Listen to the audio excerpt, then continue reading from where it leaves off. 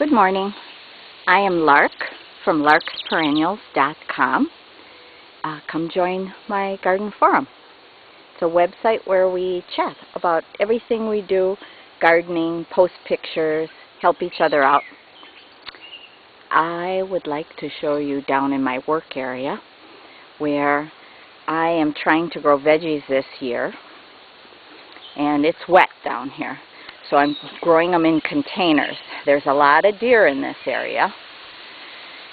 So there's a couple experiments that I'm doing. I found down at our recycling center some of this, I think it's cattle fencing or hog fencing, and brought it home and arched it over like you've seen in several other videos, YouTubers that do this. But I'm planting in pots under it. And I have two different kinds of cucumbers in here. There's one, I think that one's called Telegraph from Baker's Creek. All my seeds were from Baker's Creek this year. And the other one is called Japanese Soyo, S-O-Y-O. And I hope that they climb up this arch and my granddaughters will have fun picking because they'll be hanging. I've grown them on trellises before, but not in an arched little like hut. They're going to have fun walking under it. Right now, what I have done is I use that soil mix that I talked about in my other videos, 4 parts cottonseed meal and 1 part kelp meal, 1 part bone meal, and a little bit of lime. In the beginning I used a half a part of bone meal and a half a part of kelp meal, but I increased it.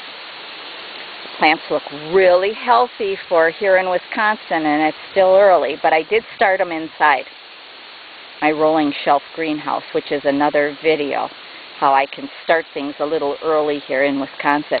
I also have a climbing bean. This one here is the Kentucky Wonder Pole Bean, I think. And then the other one is some seed I saved last year from, I think it's Japanese yard-long bean. Both the girls will just love.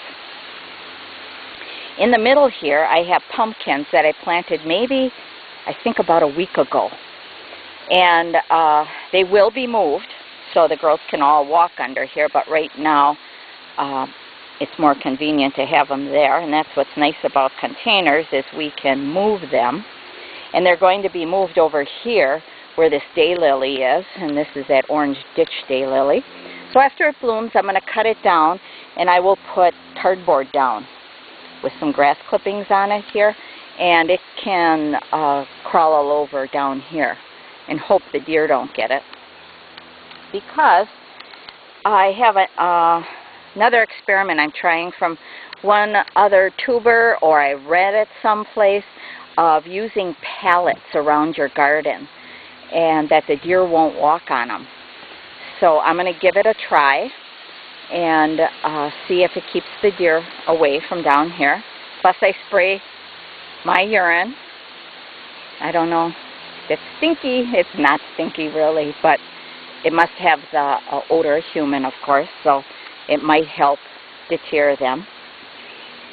I also put chicken wire around each container because right after I planted them, the raccoon thought that was really cool to dig in there.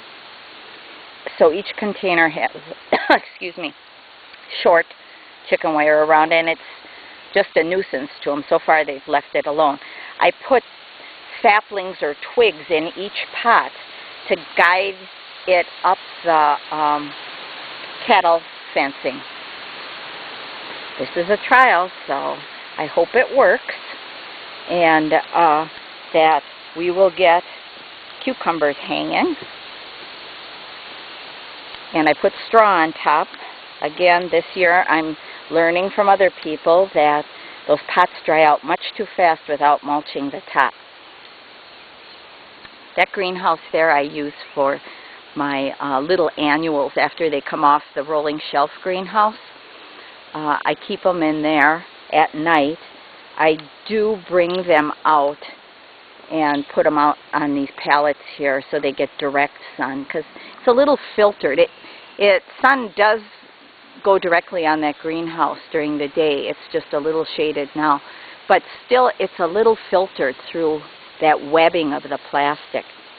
So I bring them out every morning and then put them back every night. Kiwi, here's one of your castor beans in the bog area here. And it should love it. Last year I had it here and it loved it. It got huge. That's the big green giant one. So that's for you. And this is just my working area. Messy, but much needed.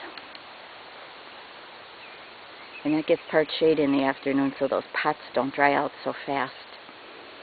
And down there's my crick.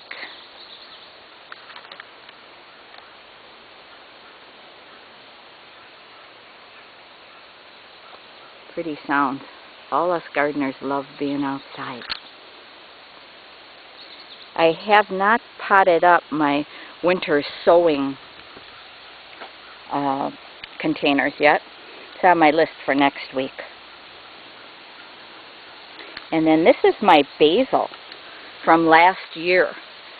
Real twiggy. And I was going to toss it because I have fresh basil, but I'm going to see if it amounts to anything. The foliage, the new foliage on it's looking good. I planted comfrey because I was listening to one of the men that I wish I could remember his name. He does organic gardening on YouTube, and talking about comfrey being so good for the compost pile and for making a brew up.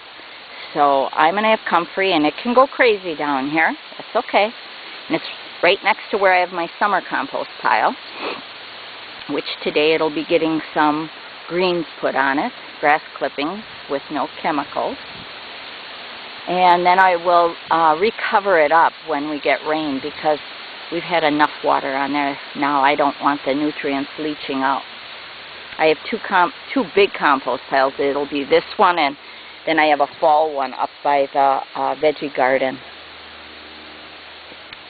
So thanks for watching, and post any comments or questions.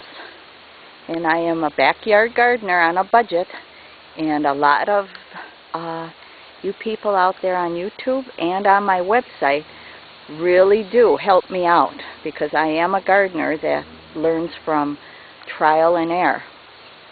So thanks for watching, and have a great day.